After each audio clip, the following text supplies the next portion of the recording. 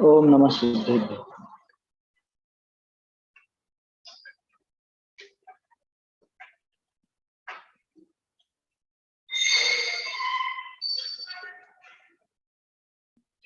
श्री जिन शासन गुरु नमो नाना विधि सुखकार आत्महित उपदेश करें मंगलाचार करें मंगलाचार।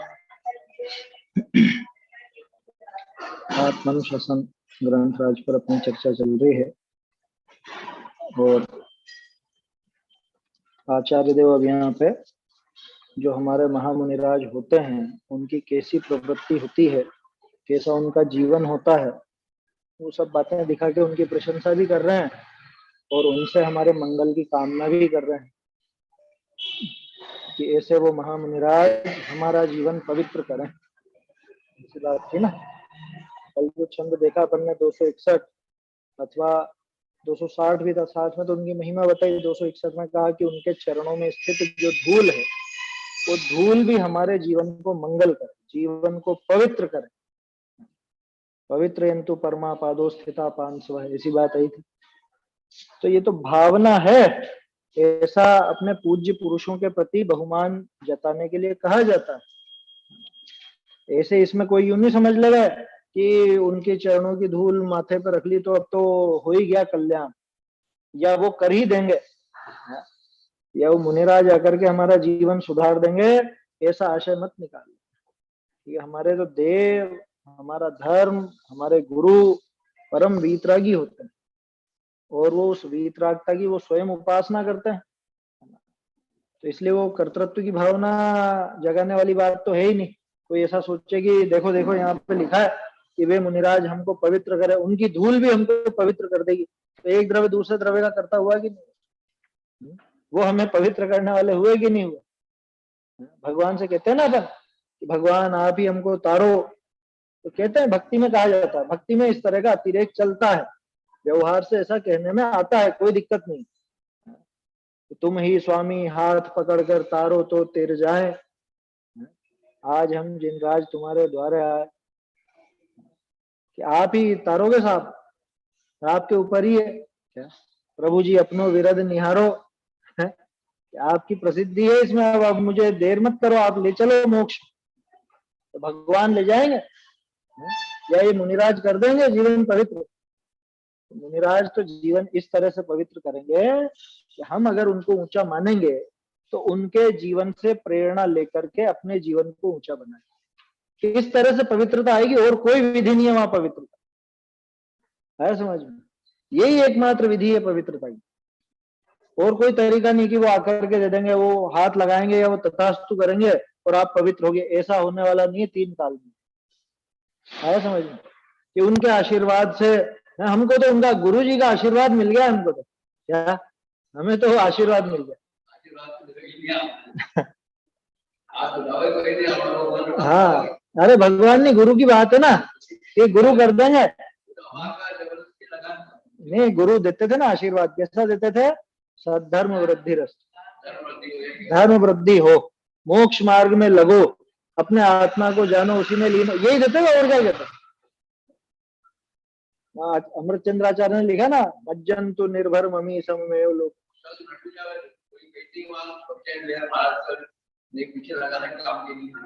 हाँ भाई, ये तो हमारा मतलब मुनिराज के तो ये एक तरह से संयम का साधन है, वो जीव दया का साधन है, वो कोई आशीर्वाद का साधन नहीं कि ले आओ माथे पे तुमको कर देना और हो जाओगे पवित्र। क्या, अरे वो रज वगैरह वो साफ करने के साधन है, धूल वगैरह साफ करने का साधन है, पीछे माथे पे ठोकने का साधन नहीं है, और उससे कोई हो नहीं जाता पवित्र है।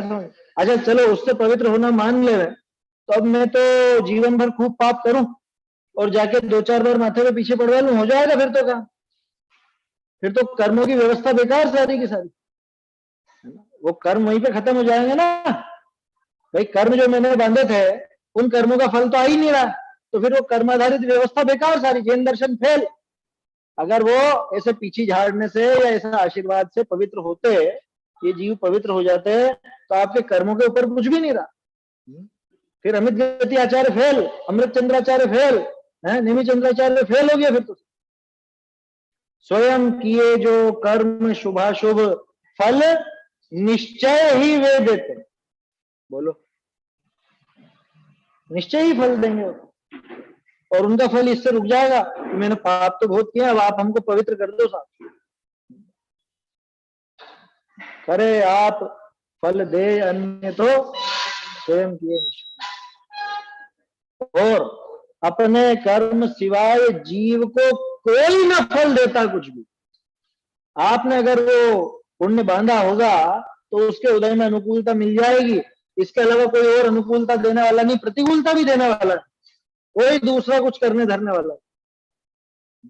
पर देता है, क्या देता है? अनुकूलता या प्रतिकूलता। पर देता है यह विचार तज स्थिर हो छोड़ प्रमाद। कितना कितना समझाया आचार्यों ने। तो ये गुणभद्राचार्य ने ऐसा क्यों लिख दिया? अरे ये भक्ति में कहा जाता है, जब महानता दिखाई जाती है, जब किसी की ऊंचाई दिखानी हो तो इस तरह से भी कहा जाता है। भक्तमर स्तोत्र में नहीं है क्या? त्वत्संस्तवेन भव संतति सन्निबद्धम पापम क्षणाक्षय मुपेति शरीर। आपके संस्तवन मात्र से, आपकी स्तुति मात्र से ही ये सारे के सारे पाप जो बंधे हुए तो सब खिल जाते। भव भव में जो पाप की ये कर्मों की संतति बंधी आ रही है, चली आ रही है, सब खिल जाते। और तो और क्या कहा? आस्ताम तवस्तवन मस्त समस्त दोषम दूरे सहस्र किरण कुरुते प्रभव। क्या है फिर? वो नहीं है, वो अलग है। दूरे सहस्र किरण कुरुते प्रभव पद्मा करेशु जल जानी विकास भंजी। ये तो आगे की लाइन, मैंने शुरू की लाइन नहीं बोली, है ना। आस्ताम तवस्तव नमस्त समस्त दोषम तत्संकथापि जगताम दुरितानि। कि तुम्हारा स्तवन तो दूर ही रहो, पहले स्तवन से कह रहे थे कि आपके स्तवन से ये सब दूर हो जाते हैं, अब कह रहे स्तवन तो दूर ही रहो, तत्संकथापि आपके बारे में जो बातचीत करें ना, कथन करें, उतने मात्र में ही जगत के सारे पाप दूर हो जाते।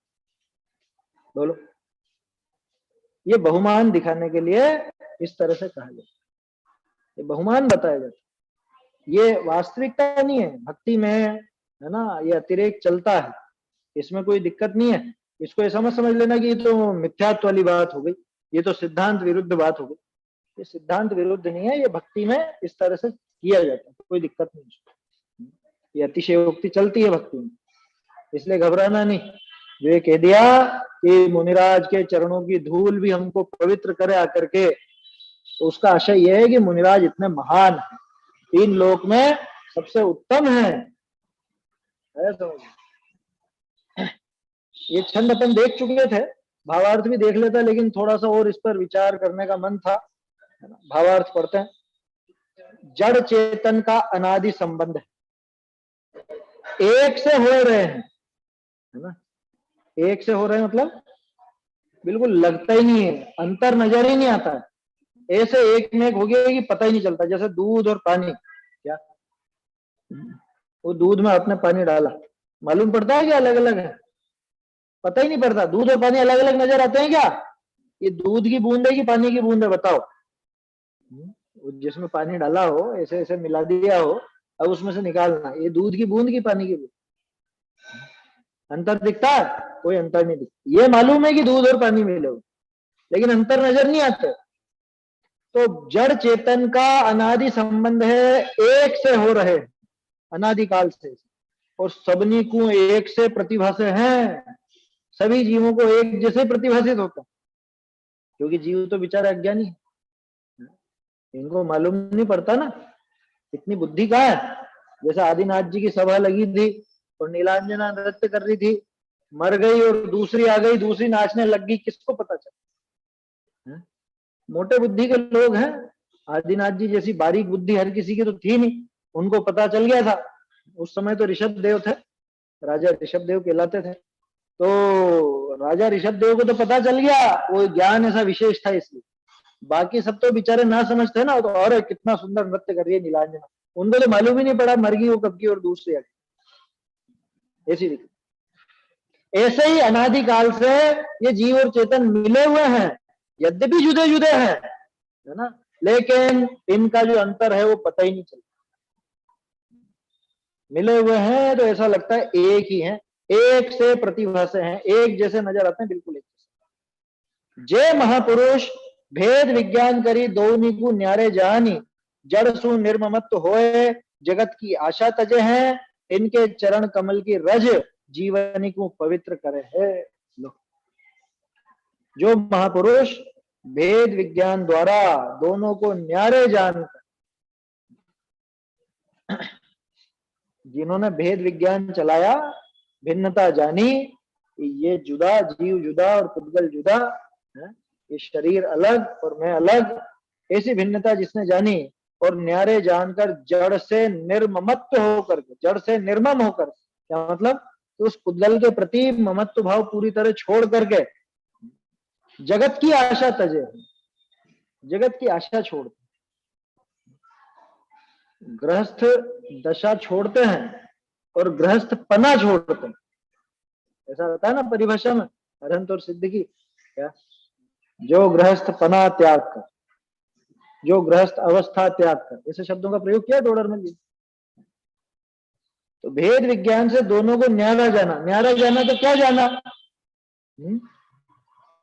ये हमारा मकान है, ये पड़ोसी का मकान है, ये न्यारा जाना तो क्या जाना है, क्या जाना, कि इसकी रसोई में मुझे जाना नहीं है, इसके घर में मेरा कुछ हस्तक्षेप नहीं है, ये जाना ना। ये पड़ोसी का मकान है का क्या मतलब, कि इसमें मेरा कुछ भी नहीं। अब बोलो, उसके घर में चावल बने कि रोटी बने, आपको क्या फर्क पड़ता है, वो खाना खाए कि भूखे रहे, आपको क्या फर्क पड़ता है, पड़ता है क्या, वो पड़ोस में कौन है, उसके घर में कुछ क्या हो रहा है क्या नहीं हो रहा है, कोई फर्क पड़ता है। तो न्यारा जानना इसको कहते, कि उससे इतनी भिन्नता कि ममत्व तो छोड़ दे कि मेरा इससे कुछ भी संबंध नहीं है, मेरा कुछ भी लेना देना नहीं, ये होता है न्यारा जानना। तो शरीर को और आत्मा को वो भेद विज्ञान से उन दोनों को जिनने न्यारा जाना, वो निर्ममत्व होकर जगत की आशा तजते, कि जगत जब मुझसे भिन्न है तो इससे क्या आस रखूं, पड़ोसी से आस रख रखी है आपने, कि पड़ोसी का खाना बनेगा तब जाऊंगा मैं खाना खाने, कि पड़ोसी आज वो लेके ही नहीं आया कुछ दाल चावल वगैरह रोटी वगैरह, तो आज कैसे खाऊं, ऐसा होता है क्या। तो उससे आप आशा नहीं रखते, क्यों, क्योंकि आप उसको अपने से भिन्न जानते, वो भी आपसे नहीं रखते। ठीक ऐसे ही जब न्यारा जाना, शरीर से या अन्य जगत से मैंने न्यारा जान लिया स्वयं को, तो अब जगत की आशा रहेगी कि ये जगत मेरे को सुख देगा या इससे मेरा कुछ काम सधेगा, ऐसी कोई आशा रहेगी, नहीं रहेगी, नहीं रहेगी तो छोड़ जाएंगे। आया समझ। जय महापुरुष भेद विज्ञान करी दोनी को न्यारे जानी, जरसु निर्ममत्व होए जगत की आशा तजे है, तिनके चरण कमल की रज जीवनी को पवित्र। जो जगत की आशा तजते हैं, जगत की आशा को छोड़ते हैं, विषयों की आशा नहीं जिनके, आगे की लाइन मत बोला करो, जो बोला सिर्फ उस पर सोचो, विषयों की आशा नहीं जिनके, ऐसे है ना मुनिराज, कि ऐसा है कि बैंक बैलेंस भी चाहिए है, कुछ वो सेवक भी चाहिए, या कुछ ऐसा मठ बन गया है तो वो भी चाहिए, क्या चाहिए वहां पर, विषयों की आशा नहीं है, बिल्कुल भी जगत की आशा नहीं, विषयों की तृष्णा को छोड़ के चल पड़े नेमी कुमार, ऐसा भजन चलता है ना पंचकल्याण को, तब के प्रसंग में चलता। तो निर्ममत्व होकर जगत की आशा तजते हैं, कोई आशा नहीं रहती, घर छोड़ते हैं कि नहीं, कि घर तो छोड़ा लेकिन घर का ममत्व नहीं छोड़ा, बाद में उन्हीं की इनकी भी व्यवस्था करना, ये मेरे घर वाले हैं, वहां भी रुपए पैसे पहुंचाए जाए, ये आशा रहेगी। अच्छा मेरा जन्मदिन है, जन्मदिन तो मनाया जाएगा कि नहीं मनाया जाएगा मुनि बनने के बाद, अरे वो श्रावक भी जन्मा कहलाता है, मुनि तो फिर कितने आगे की बात हो गई, श्रावक को ही द्विजन्मा कहा है, द्विज कहा है समझ, भरत जी ने करा था ना वर्गीकरण, तो द्विज कहा था श्रावक, श्रावक जिसने सम्यक दर्शन लिया, अनुव्रत आदि लिए, वो द्विज, उसका दूसरा जन्म हो गया। और यहाँ पे मुनि बनने के बाद भी जन्मदिन मनाया जाएगा, कैसी विडंबना है। जगत की आशा नहीं है रंच मात्र भी, विषयों की आशा नहीं है। ऐसे मुनिराज की रज, ऐसे मुनिराज के चरणों की धूल वो पवित्र करेगी सब। है समझ, उनके चरणों की धूल, इसको उपमा के रूप में भी लेना। चरण माने चारित्र भी होता है, तो उनके चारित्र का एक अंश भी है ना, माने उनके जीवन से सीख लो, उनके जीवन से जो सीख ली वो सब जीवों को पवित्र करे, ऐसा भी अर्थ निकाला जा सकता। चरण माने चारित्र भी होता है ना, सम्यक्ताचरण, स्वरूपाचरण, ऐसा। तो उनके चरण कमल की रज, चरण कमल की रज वो भव्य जीवों को, सभी जीवों को पवित्र करती। कैसे सब जीवों को पवित्र करती? लोग बात तो उनपे उपसर्ग कर देते हैं, वो कहाँ हुए पवित्र? है? नहीं करेंगे उपसर्ग, तो फिर वो कैसे पवित्र होगा? उनको कहाँ पवित्र किया? झूठ बोलते हो आप। कह रहे जो उनके आचरण से प्रेरणा ले वो पवित्र होगा, ऐसे कोई वो कुछ पवित्र करने वाले नहीं है ना। उनके चरणों में पड़ी हुई धूल कोई पवित्र कर, जो उनके चरणों को माने जो उनके चारित्र को, आचरण को देख करके और उनसे प्रेरणा ले अपने जीवन में उतारे, वो स्वयं पवित्र होगा, उसके अलावा और कोई पवित्र करने वाला है। हाँ, क्या दिक्कत है? दे सकते, कोई दिक्कत नहीं। हाँ हाँ वो है, लेकिन वो मुनि पने की प्रशंसा कर रहे हैं ना, तो प्रशंसा में तो सब बातें आती है, उसमें कोई दिक्कत नहीं।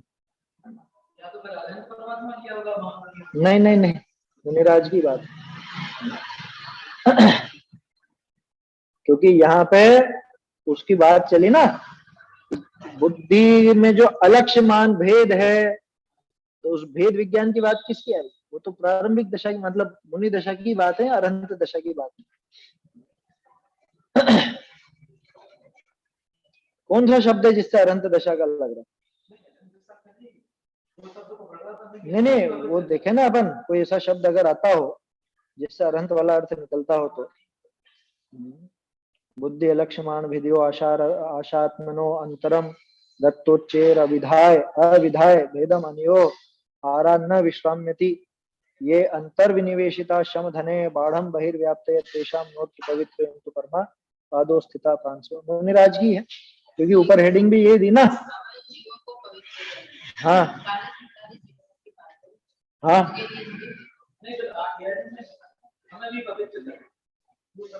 वो कोई दिक्कत नहीं है ना, हमें भी पवित्र करे तो कोई दिक्कत नहीं है उसमें। भाई जिस समय गुणभद्राचार्य लिख रहे हैं वो छठे गुण स्थान में है, समझ। और जिन मुनिराज की वो जो उत्कृष्ट दशा दिखाई जा रही है वो सातवें गुण स्थान की दिखाई, छठे गुण स्थान में सातवें गुण स्थान की प्रशंसा की जाती है, कोई दिक्कत नहीं उससे, है ना। अन्य जगह भी इस तरह के प्रयोग हैं, स्वयं जैसे अमृत चंद्राचार्य हैं, कुंदकुंदाचार्य हैं, तो मुनिराज की मतलब मुनि दशा की प्रशंसा करी है, उसमें नहीं है समस्या ऐसे, है ना। वो अगर विचार हो कि भाई वो खुद भी तो वो आचार्य थे, तो आचार्य होकर के मुनि दशा की प्रशंसा कैसे करें? अरे वो करेंगे प्रशंसा, क्योंकि दूसरे जीवों को प्रेरणा देनी है, इसलिए प्रशंसा करें। और हमको पवित्र करें ऐसा भी लिखने में कोई हर्ज नहीं है उसमें। क्या? अरे तो मूल में शब्द है नोत्र पवित्रयन्तु, कि वो हमें यहाँ पवित्र करें, ये गुणभद्राचार्य के शब्द है, ये टोडरमल जी के शब्द नहीं। टोडरमल जी का तो नीचे हिंदी का, उसमें नहीं है समस्या कोई ऐसी, है ना। क्या दिक्कत क्या लगती है उसमें? ऐसी कोई समस्या लगती नहीं भाई। ये वैसी बात तो है नहीं जैसे तीर्थंकर ओम नहीं बोलते, है ना, नमः सिद्धम बोलते हैं, बस नमः सिद्धेभ्य बोलते हैं, ओम नहीं बोलते कि उसमें पंच परमेश्वर। ऐसी बात तो इनके ऊपर लागू होती नहीं, तो तीर्थंकरों पे लागू होती है वो बात, तो उसमें कोई ऐसी समस्या नजर आती नहीं, और सीधा है अर्थ, उसमें कोई ऐसी दिक्कत नहीं। ठीक है, जड़ से निर्ममत होकर जो जगत की आशा तजते हैं, उनके चरण कमल की रज जीवों को पवित्र, और जो ऐसा पद धारण करके जगत की आशा में ही लिप्त रहते हैं, वो खुद महाअपवित्र है, वो दूसरों को क्या पवित्र करे? समझ में आ रही है बात? कि जिनके विषयों की आशा पड़ी हुई है वो तो खुद अपवित्रता के भंडार हैं। यहाँ सच्चे नग्न दिगंबर भावलिंगी मुनिराज की बात, उन्हीं की महिमा गाई है ना, भ्रष्ट आचरण वालों की बिल्कुल नहीं, ऐसा समझ। चलिए आगे बढ़ते हैं। आगे कहे हैं, जो बाह्य वृत्ति का निरोध करी कर्म के फल को भोगवे हैं, तिनके परिणाम की विशेषता की प्रशंसा।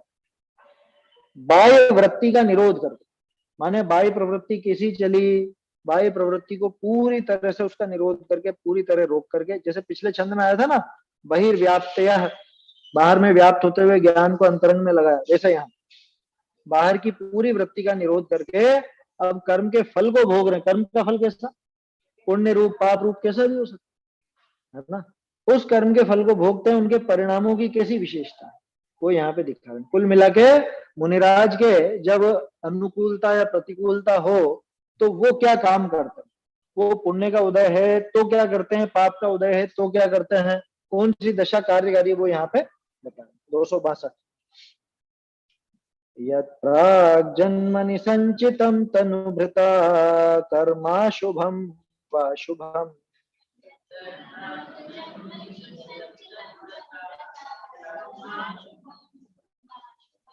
तद्दैवं तदुदीर्णादनुभवन् दुःखं सुखं वा गतम्।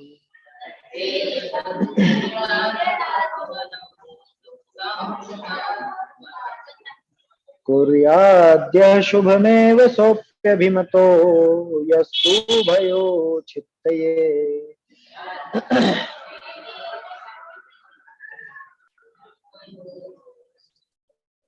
सर्वारंभ परिग्रह ग्रह परित्यागी सवन्द्य सता।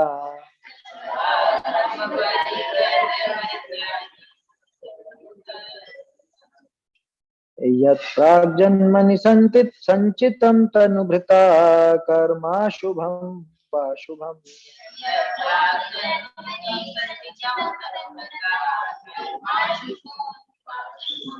तद्दैवं तदुदीर्णादनुभवन् दुःखं सुखं वा गतम्।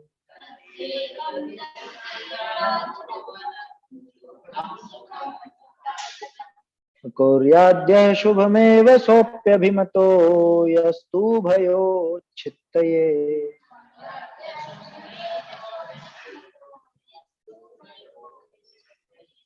सर्वारंभ परिग्रह ग्रह परित्यागी सवन्द्य सता।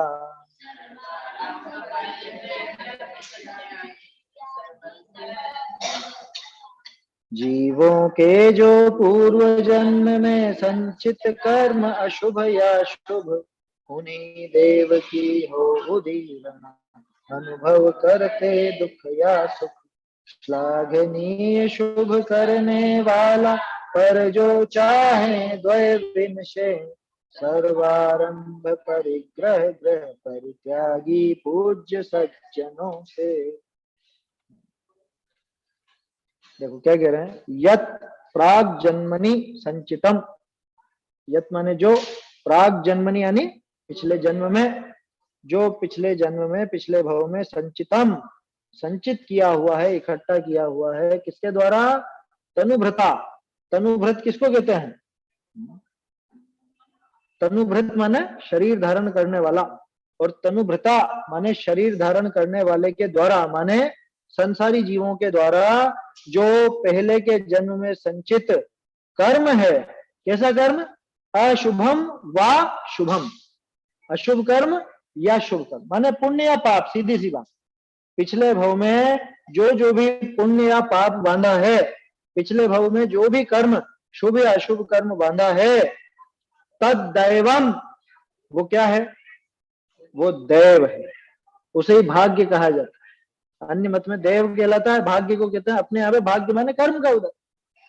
अपन तो कर्म के उदय को ही भाग्य कहते हैं, और वही है वास्तव में, क्योंकि कर्म का जैसा उदय हो, उदीर्णा हो, वही भाग्य कहलाता है कि भाई ऐसा ही होना था, क्यों होना था कि ऐसे ही कर्म का उदय। हाँ, देव योग बोलो कर्म का योग बोलो, एक ही बात।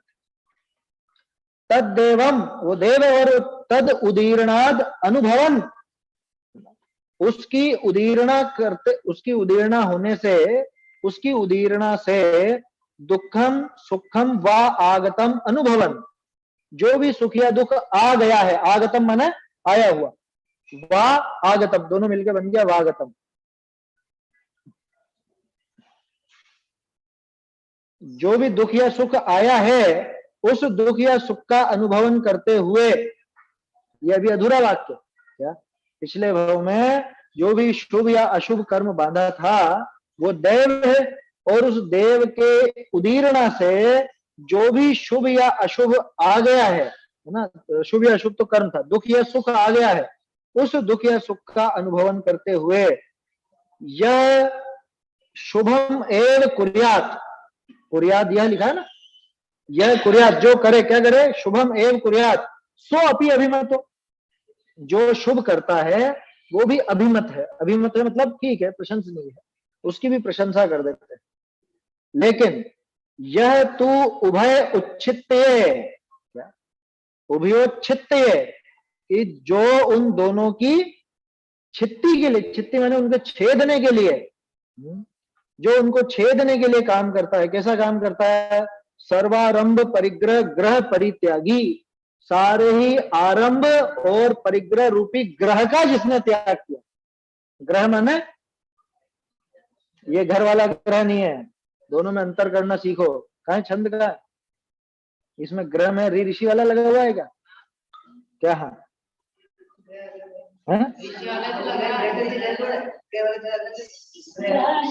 अरे ग्रह यहाँ गलत है, ये गलत है, नहीं है, नहीं है, गलत है वो, दोनों में र आएगा, क्या सर्व आरंभ और परिग्रह रूपी ग्रह, ग्रह कौन सा, वो जो ऊपर ग्रह नक्षत्र होता है ना वो ग्रह, ये गृह होता है जिसको हम घर कहते हैं, वो गृह होता है जिसमें ऋ ऋषि वाला लगता है, आपके इसमें तो ऋ ऋषि वाला ही छपा है, मैं जो पढ़ रहा हूँ ढूंढारी की उसमें दोनों जगह ग्रह में र है, आया समझ, दोनों शब्दों में अंतर है, अर्थ में तो ग्रह कर रखा होगा ना, क्रूर ग्रह का त्यागी ऐसा लिखा था, क्रूर ग्रह, कौन सा क्रूर ग्रह, वो जो ऊपर ग्रह होते हैं ग्रह नक्षत्र, उस ग्रह की बात है। तो कौन है ग्रह वास्तव में, कि ये जो आरंभ और परिग्रह है ये क्या है, कि ये ग्रह है, कह रहे तुम्हारे भयंकर ग्रह लगे हुए हैं क्या, जिसके आरंभ और परिग्रह बहुत ज्यादा उसके ग्रह लगे हुए हैं जबरदस्त, कौन सा ग्रह लगा, आरंभ और परिग्रह ये स्वयं ग्रह, समझ में आ रही बात, दुनिया में तो ग्रह की शांति कराई जाती है ना, ग्रह शांति के लिए भैया ऐसा करो, ग्रह भारी है, अरे भारी तो तूने ही कर रखे, आरंभ और परिग्रह जितना ज्यादा उतना ही भारी तेरा ग्रह, गृह नहीं है ना, जो घर वाला है उसको गृह बोलते, ग्रह नहीं बोलते, ये ग्रह है, दोनों में अंतर है। सर्वारंभ परिग्रह ग्रह परित्यागी, कि जिन्होंने उस ग्रह का त्याग कर दिया, गृह का भी त्याग किया है और ग्रह का भी त्याग किया, क्या गृह माने घर, वो घर का भी त्याग किया, और आरंभ और परिग्रह रूपी ग्रह, उस ग्रह का भी जिन्होंने परित्याग कर दिया, भली भांति अच्छी तरह से त्याग कर दिया, सवंद्य सताम, कि वो सज्जनों के द्वारा वंद्य है, वंदनीय है, घर का त्याग किया वो वंदनीय है। अभी तो गजब हो गया, गृह प्रवेश कर रहे थे, गृह प्रवेश है? अभी ताजा ताजा ही किस्सा, शाम को ऐसे ही हमारे समूह में चर्चा चल रही थी, किसी ने कहा गृह प्रवेश की कोई विधि हो, उसका पीडीएफ हो तो भेजो, अब मैंने लिख दिया दरवाजा खोलो, पैर बढ़ाओ और प्रवेश कर लो घर में, और क्या चाहिए गृह प्रवेश के लिए। वो तो मैंने काफी डिटेल में लिख दिया था, मैंने उसमें लिख दिया साफ साफ कि भैया असली ग्रह तो ये है अपना आत्मा, है ना, अनंत गुणों से परिपूर्ण, ये अपना वास्तविक गुप्त ग्रह है, इसमें प्रवेश करो तो असली ग्रह प्रवेश, ये निश्चय आया समझ में। दूसरी बात कि ये घर जिसमें अभी अपन रहते हैं, ये जिसमें रहना है, जिसकी बात कर रहे हो, वो कभी मुझ में प्रवेश नहीं पाता, न मैं उसमें प्रवेश करता हूँ, ये असलियत है ना। इस मंत्र का जाप करके घर में घुसो और कोई कार्य की आवश्यकता नहीं उसमें, लेकिन बहुत से लोगों को उसमें भी बड़ी आकुलता होगी, अरे नहीं नहीं, जहां जहां जैसा योग्य है वो तो करना ही पड़ता है, वो सारी चीजें तो होंगी होंगी। ये बताओ वो शुभ है, वो गृह प्रवेश का काम क्या धार्मिक कार्य है जो उसके लिए इतनी माथाफोड़ी करनी पड़ेगी? या कह रहे हैं उस ग्रह का परित्याग करने वाला वंदनीय है? मूर्ख लोग हैं, उनके तो क्या बात करो। यहाँ बात कर रहे हैं अच्छे अच्छे अभ्यासियों की, समझने वाले स्वाध्यायी जीवों की बात कर रहे हैं। जो ग्रह का परित्याग जिन्होंने किया है उन्होंने काम अच्छा किया कि जो घर में प्रवेश कर रहा है वो काम अच्छा कर रहा है। ग्रह प्रवेश अगर शुभ है तो ये ग्रह का त्याग करने वाले तो महाशुभ करके गया है। ग्रह प्रवेश अगर शुभ कार्य है, बढ़िया काम है, प्रशंसनीय है, तो यही करो ना, और इससे क्या स्वर्ग मिल जाता है? अच्छा, घर क्या चीज है? ग्रह क्या चीज है जिसमें प्रवेश की बात करते हैं? ग्रह है आपके सोने का कमरा, आपकी रसोई, आपका ड्राइंग रूम, आपके खाने पीने की जगह, लेटरिन बाथरूम, ये सब मिलकर तो घर है ना। तो इनमें प्रवेश करने के लिए विशिष्ट विधि चाहिए है? कल से आप स्नान गृह प्रवेश की विधि भी निकालना, रसोई गृह प्रवेश की विधि भी निकालना है, डाइनिंग हॉल के प्रवेश की भी विधि निकल जाएगी आगे जाए। सोचो तो सही है?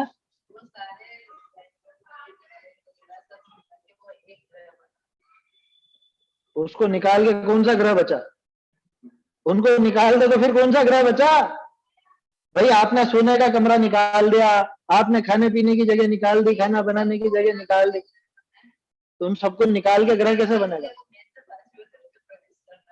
अरे फालतू की बात। उन सबको निकाल के कैसा ग्रह?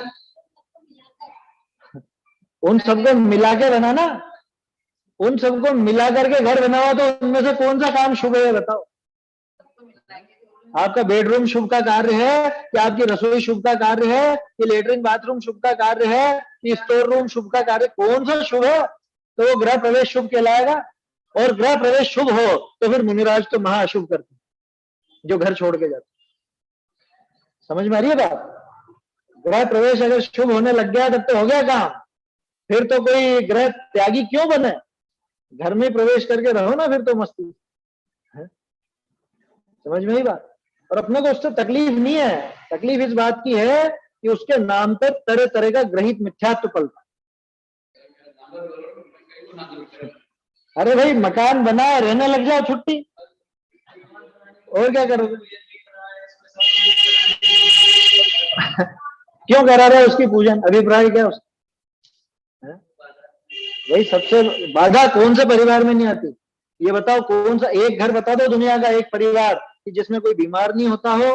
आपने तो बहुत अच्छे से सब कराया ना है?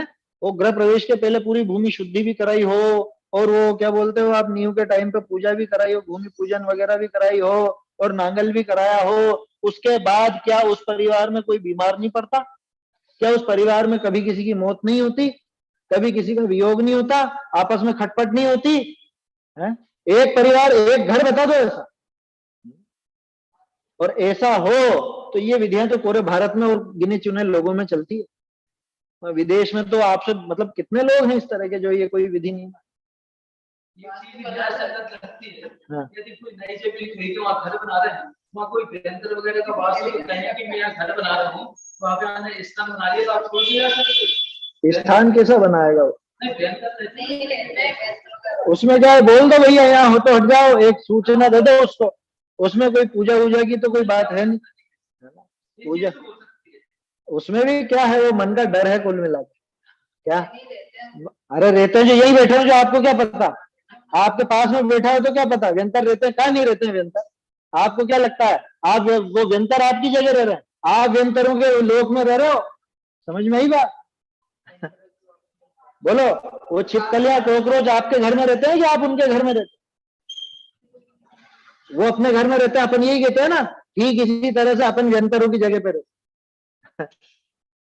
समझ में आ रही है बात? इसलिए ठीक है, सूचना देना दे दो, बाकी उसमें दम नहीं है उस बात, वहां भी भय है थोड़ा सा, और कुछ भी नहीं है। क्या हो जाएगा बताओ? वो काम नहीं करें तो क्या होगा? है?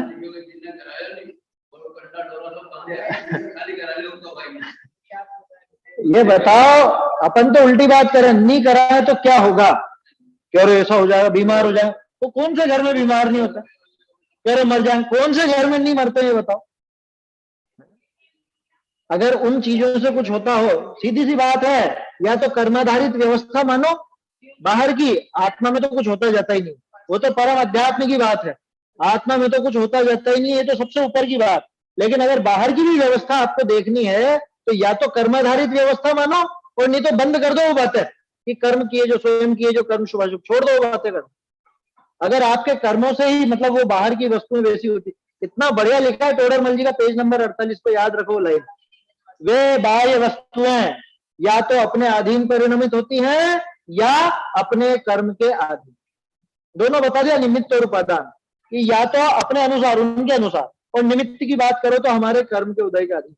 आपके पूजा कराने से, भूमि पूजन से, नांगल से, गृह प्रवेश से, इससे कुछ भी नहीं होता है, समझ, कुछ नहीं होता उससे, वास्तव में नहीं।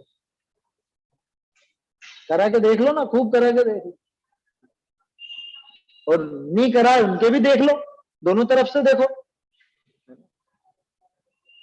भाई। अगर इन चीजों से होने लग जाता तो आचार्य देव वहां लिखते हैं, वो छठा अध्याय पूरा बदल जाता है, समझ में, तत्वार सूत्र का छठा अध्याय पूरा फेल हो जाएगा। अब गजब की बात है, लेकिन अच्छे अच्छे पढ़े लिखों को भी समझ में नहीं आती, वो अंदर से बैठा रहता है ना, और एक लोक मान्यता भी चलती है, इसी को मूढ़ता नाम दिया है, समझ में ही बात, लोक मूढ़ता इसीलिए लिखी। तुम्हारे खड़ेरी में तो चर्चा करी थी ना अपन, वही सबसे पहले ये विषय उठाया था, समझ में ही बात। तो इसलिए उन बातों में दम नहीं है। खैर वो तो सारी दूसरी चल की बात है, यहाँ तो खास इस पे बात उठी थी कि सर्व आरंभ परिग्रह इन रूपी ग्रह का परित्याग किया।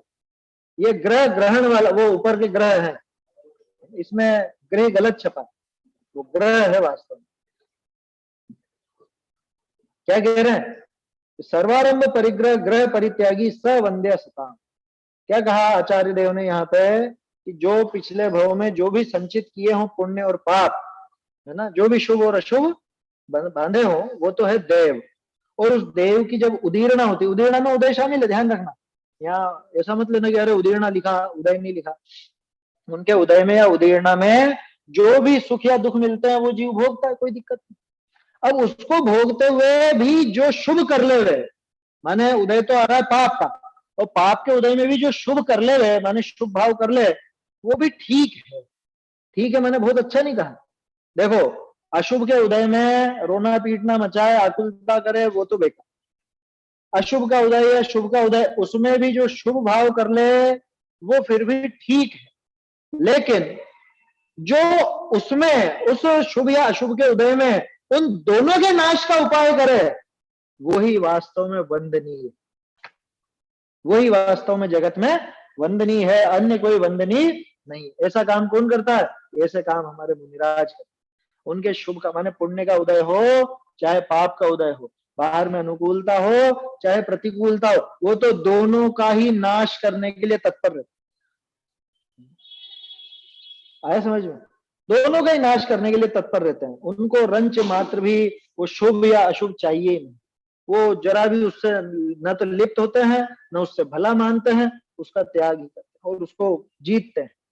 स वंद्य सताम, कि सज्जनों के लिए तो वही वंदनीय, वही वंद्य कि जिन्होंने उस ग्रह का, वो जो खोटा ग्रह, कौन सा खोटा ग्रह, सारे आरंभ और परिग्रह, ये है ग्रह, है समझ, तुम्हारे ग्रह अभी खराब चल रहे हैं, कौन सा ग्रह खराब चल रहा है, आरंभ और परिग्रह बहुत ज्यादा है ना, ये ग्रह लगा, इस ग्रह से जो बचे वही वंदनीय है, समझ, जिन्होंने इस जगत को त्यागा वही हमारे गुरु। आकिंचन हाथी का भारा, सह न सके क्यों शशा बिचारा, पढ़ी नहीं पढ़ी लाइन, दश लक्षण के विधान में है टेकचंद जी की आकिंचन की पूजा में। तो ऐसा आरंभ और परिग्रह से रहित वो आकिंचन, आरंभ परिग्रह से रहित दशा का नाम ही आकिंचन है ना, तो आकिंचन ने जिन्होंने धारण किया, ऐसे आरंभ और परिग्रह रूपी ग्रह का त्याग किया, वो ही वंद्य है, वंदनीय है, सताम सज्जनों के द्वारा। वही श्रेष्ठ लोगों के द्वारा वंदनीय। देखो ठीक है, सरल है छंद, अर्थ पढ़ते हैं। जीव ने पूर्व जन्म विषय जे शुभ अथवा अशुभ कर्म उपार्जे तिन कर्मनि को दैव कहिए। क्या कि जीव ने कुछ पूर्व जन्म में जो शुभ या अशुभ कर्म का उपार्जन किया, उन कर्मों को तो क्या कहते हैं अपन? दैव। अन्य मत में भी देव शब्द का प्रयोग आता है, वहां देव का मतलब भाग्य। अब उनको पता ही नहीं भाग्य किससे बनता है, कि भाग्य तो कर्मों का उदय, और क्या है भाग्य? वो देव है। तिनकी प्रेरणा ते जीव सुख दुख भोग है, उसकी प्रेरणा से माने उसके उदय में। सो इन जीवनी में जो अशुभ तजी शुभ को आदर है, क्या अशुभ को छोड़कर जो शुभ का आदर करता है, माने शुभ का ग्रहण करता है, शुभ को बढ़ाता है, सो भला कहिए, उसको भी भला कह दो, कोई दिक्कत नहीं। और जो योगीश्वर शुभ अशुभ दोनों ही को विनाशी व अर्थ सर्व आरंभ परिग्रह रूप क्रूर ग्रह का त्यागी होए, सो सत्पुरुष नहीं करी वंदनीक है। और जो योगीश्वर, योगीश्वर कहा, योगीश्वर क्या, पहले योग आया था ना, योग आया था कुछ छंदों पहले, 10 छंद पहले आया था शायद, योगी कहा था मुनिराज। तो ऐसे वो जो योगीश्वर शुभ और अशुभ दोनों को ही नाशने के लिए, दोनों का नाश करने के लिए क्या किया उन्होंने? कि सारे आरंभ और परिग्रह रूपी क्रूर ग्रह का त्याग किया। ऐसे उस क्रूर ग्रह के जो त्यागी होते हैं, सो सत्पुरुषनी करी वंदनीक हैं, वो सत्पुरुषों के द्वारा वंदनीय। देखो भावार्थ, जगत के जीव पाप विषय प्रवीण है, कोई एक शुभ परिणामी दिखे सो भला कहिए। ठीक है, अधिकांश तो जगत में पापी पापी जीव हैं, पुण्यात्मा तो कम ही दिखते हैं। अच्छा एक चीज और, पुण्यात्मा माने क्या? जिसके बहुत पुण्य का उदय हो वो है, कि जो अभी शुभ भाव माने पुण्य का भाव कर रहा है, वो कौन है पुण्यात्मा? जिसके पुण्य का उदय वो पुण्यात्मा है। तो वो जो मांस मछली शराब पीने वाले जो बड़े बड़े करोड़पति लोग हैं, अरबपति लोग हैं, और दिन रात व्यसनों में लगे रहते हैं, वो पुण्यात्मा है? पुण्य के उदय वाले हों लेकिन वो पुण्यात्मा नहीं है, ये अंतर समझना। क्या पुण्य का भाव जिसके चलता हो वो पुण्यात्मा कहलाता। ऐसे धर्मात्मा कौन? धर्म का भाव जिसके चलता है वो धर्मात्मा है, बाहर से धार्मिक क्रिया करने वाला धर्मात्मा नहीं है। समझ में आ रही है बात? और ये उस क्रिया से थोड़ी ना धर्मात्मा हो जाए। वो सेठ क्या था? कौन सा सेठ? पानी पानी पानी पानी सामायिक करने बैठा था ना, ऊपर से तो धार्मिक क्रिया दिख रही थी, ऐसे बैठा है आंखें बंद करके, और भाव में क्या चल रहा था? तो धर्मात्मा था वो, सेठा नहीं थी धर्मात्मा। बताओ, वो जबकि दिए में तेल डाल गई वो, क्या वो सेठा नहीं धर्मात्मा थी? क्यों? कि धर्म का बहुमान था कि अरे देखो इनका मन लग रहा, मन नहीं बिगड़े इनका, अच्छा और बढ़िया सामायिक में लगे रहे, ये धर्म का बढ़ाने का भाव था, वो धर्मात्मा। ठीक है, तो पुण्यात्मा वो नहीं है जिसके पुण्य का उदय है, ऐसे ही पापात्मा वो नहीं है, पापी वो नहीं है जिसके पाप का उदय है। पाप का उदय तो मुनिराज की आ जाता, तो क्या वो पापी हो गए? उनके पाप का उदय है, वो पापी नहीं है। समझ में ही बात? तो वो पुण्यात्मा की, वो तो पुण्यात्मा भी नहीं, वो तो आगे वाले हैं, धर्मात्मा। समझ में आ रही बात? जगत के जीव पाप विषय प्रवीण है, जगत के सारे जीव ज्यादातर पाप में ही प्रवीण है। कितने प्रवीण है? दूसरों को भी सिखाते हैं, दूसरों को भी उसका उपदेश देते हैं, परस्पर आचार्यत्व करते हैं समझ आ रही में ना? परस्पर आचार्यत्व करते हैं, एक दूसरे को शिक्षा देते हैं, ऐसा नहीं ऐसे करना, क्या ये तुमने सेव में नमक ज्यादा डाल, ऐसा नहीं, ये थोड़ा सा ऐसे डाल। क्या कचौरी बनानी हो तो सीधे गरम गरम उस पर नहीं डालना, पहले ठंडे में फिर उसके बाद गरम में करना ये सारी एक दूसरे को शिक्षा देते हो नहीं आप लोग? यह है पाप का आचार्य। समझ में आ रही बात? इतने प्रवीण, इतने, मैं होशियार, सब पूछता मुझसे फोन कर कि भाभी जी कैसे बनाई बताओ, क्या या हमारे भी बनाने आओ, या भाई साहब आपने क्या करा है व्यापार में, किस किस ढंग से काम करा हमें भी बताओ, पूछते हैं सब मुझसे। काई में प्रवीण है? पाप में प्रवीण है, कुछ नहीं कमाया, जीवन भर पाप ही कमाया, खुद भी पाप में लगा रहा, दूसरों को भी पाप की प्रेरणा दी। समझ में आई बात? जगत के जीव पाप विषय प्रवीण है। कोई एक शुभ परिणामी दिखे, कोई कोई ऐसा शुभ परिणामी भी दिखता है, वो पाप के उदय में भी शुभ भाव करता है अथवा पाप को छोड़ करके शुभ भाव में लगता है, तो उसकी भी प्रशंसा कर दी जाती है, उसको भी भला कह दिया जाता है। किस अपेक्षा? कि उस पाप से तो भला है ना, इस अपेक्षा। और जी शुभ अशुभ दो ही तजी करी, शुभ और अशुभ दोनों को छोड़ करके केवल शुद्धोपयोग रूप आत्म स्वरूप विषय तल्लीन है।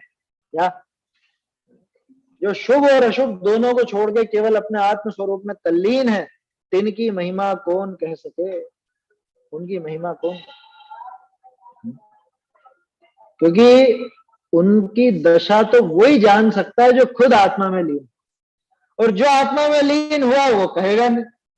कैसी विचित्रता, कहना भी चाहे तो कहे कैसे? ये तो गूंगे का गुड़ है। समझ में आ रही बात? वर्णन नहीं किया जा सकता। बताओ गुड़ का स्वाद कैसा? गुड़ का स्वाद कैसा है? कैसा मीठा? मुझे समझ में आवे ऐसा लिख के बताओ कुछ है?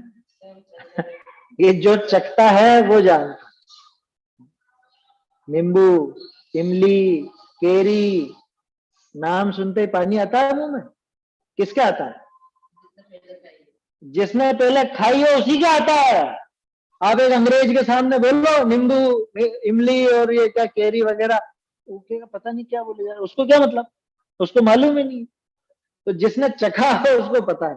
ठीक ऐसे ही वो मुनिराज की जो महिमा है, उससे उस पर्याय की महिमा, उस दशा की महिमा वही जानते हैं कि जो स्वयं आत्मलीन। लिखा ना, जो दोनों को तज करके केवल शुद्धोपयोग रूप आत्म स्वरूप में, शुद्धोपयोग रूप आत्म स्वरूप में तल्लीन है, तिनकी महिमा कौन कह सके। जान तो सकते हैं, कह तो वो भी नहीं सकते। अरे साक्षात केवल ज्ञानी भगवान नहीं कह सकते। बताओ अरे ऐसे कैसे कह रहे, तो वास्तव में नहीं कह सकते। आत्मलीनता का जो सुख है वो उसकी महिमा गा सकते हो, बता नहीं सकते कैसा सुख,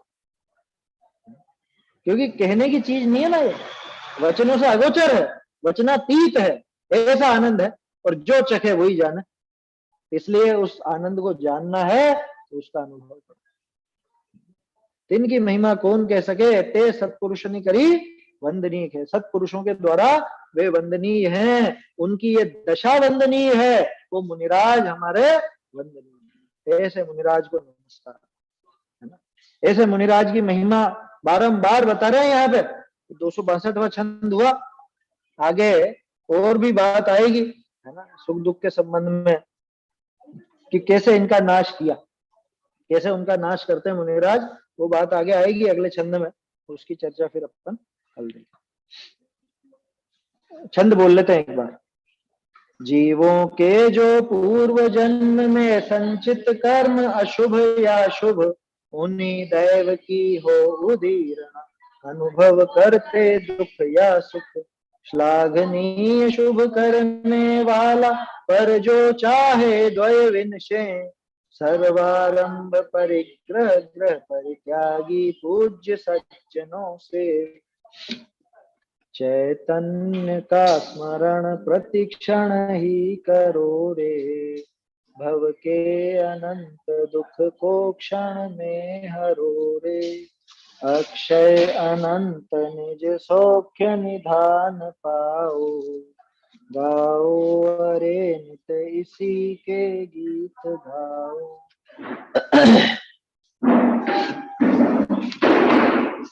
जिनवाणी स्तुति। ताकि तो वाणी में हो निज स्वपर प्रकाशक ज्ञान, ताकि तो वाणी में हो निज स्वपर प्रकाशक ज्ञान। एक ही भाव भये जड़ चेतन तिनकी करत पिछान, एक ही भाव भये जड़ चेतन तिनकी करत पिछान। तो वाणी में हो निज स्वपर प्रकाशक ज्ञान, सकल पदार्थ प्रकाशक जाने मुकुर तुल्य अमलान। सकल पदार्थ प्रकाशक जाने मुकुर तुल्य अमलान। तो वाणी में हो निज स्वपर प्रकाशक ज्ञान। जग चूड़ामणि शिव भय ते ही जिनकी नौ सरदार। जग चूड़ामणि शिव भय ते ही जिनकी नौ सरदार।